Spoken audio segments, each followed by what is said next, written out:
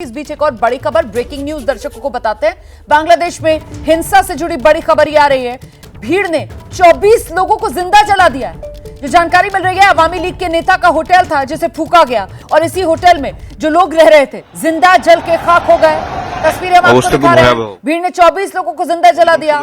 ये अवामी लीग मतलब शेख हसीना की पार्टी, उसी पार्टी के नेता का ये होटल बताया जा रहा है। देखिए कितनी ऊंची ये इमारत, कई मंजिला इमारत, ये होटल की बिल्डिंग, और इसकी ऊपरी मंजिलों में कैसे आग की लपटें नजर आ रही हैं। काला घना धुआं, उसका गुबार उठता हुआ नजर आ रहा है। जल्दी से आपको लेकर चलते हैं। मनोज्ञा हमारी सहयोगी इस वक्त मौजूद हैं। मनोज्ञा, ये जो तस्वीरें हैं, ये जिंदा 24 लोगों को जलाने की जो खबर है, ये हिंसा आज ताजा हिंसा हुई है या ये कल की तस्वीरें हैं और ये कल की खबर है? मनोज्ञा,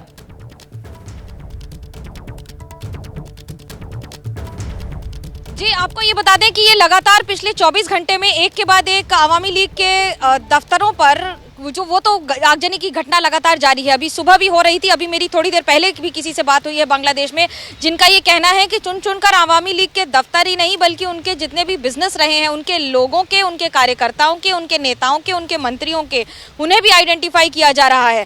कल ही सेना ने कह दिया था कि अवामी लीग के जो भी रिलेटेड लोग हैं उनसे कहा गया था कि या तो सेफ हाउस पे रहें या फिर सुरक्षित रहें या फिर अपने घरों पर ना रहें, क्योंकि जो भीड़ है वो आक्रमण लगातार उनके घरों पर कर रही है, आइडेंटिफाइड एड्रेसेस पर कर रही है। और जो आप एक के बाद एक होटल देख रहे हैं या बिल्डिंग देख रहे हैं, तो ये अभी की लेटेस्ट है कि अस्पतालों को भी नहीं बख्शा जा रहा है, अस्पतालों पर भी हमला किया जा रहा है। और अगर अस्पतालों पर इसी तरह हमला होता रहा तो जिनको चोट लगी है या जिन्हें फर्स्ट एड की ज़रूरत है या जिन्हें इलाज की ज़रूरत है, उन्हें भी आने वाले कुछ घंटों में और भी ज़्यादा समस्या होने की पूरे आसार दिख रहे हैं। अस्पतालों को, पुलिस स्टेशंस को, किसी को भी नहीं बख्शा जा रहा है।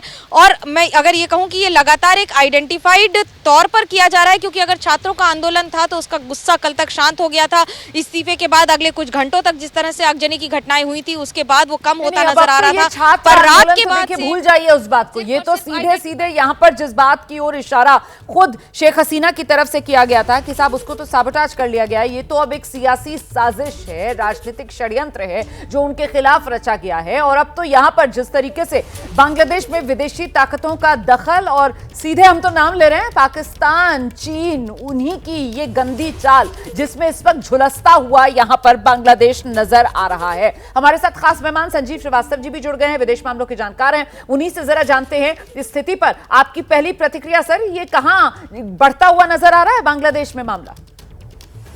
जी देखिए, ये एक गहरी साजिश है जैसा कि आपने स्वयं कहा, और इस साजिश में जो बांग्लादेश के अंदर जो कट्टरवादी ताकतें हैं, जो कट्टरवादी तत्व हैं, जमाते इस्लामी जैसा जो एक कट्टरवादी राजनीतिक संगठन है, उसके साथ एफिलिएटेड छात्र शिविर नामक जो छात्र संगठन है, और जाहिर है कि बांग्लादेश की जो नेशनलिस्ट पार्टी भी इसमें शामिल है।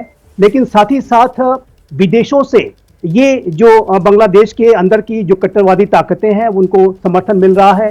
पाकिस्तान की खुफिया एजेंसी ISI और चाइना की इसमें बिल्कुल साजिश दिखाई देती है, स्पष्ट रूप से दिखाई देती है। और शेख हसीना की सरकार को ये जो ताकतें हैं, घरेलू ताकतें और विदेशी ताकतें, लगातार उनको कमजोर करने की, उनको अस्थिर करने की, उनकी सरकार को अपदस्थ करने की वो रणनीतियां, साजिशें बहुत पहले से बुन रहे थे। लेकिन वर्तमान समय में जाहिर है कि वो उसमें सफल हो गए हैं।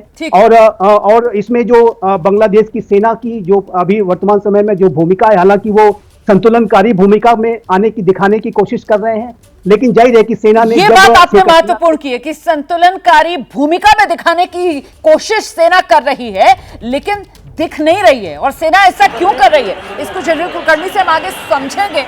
लेकिन पहले बांग्लादेश जो बेहाल है उसी की गवाही देती 30 तस्वीरें जो आपके लिए देखना जरूरी है।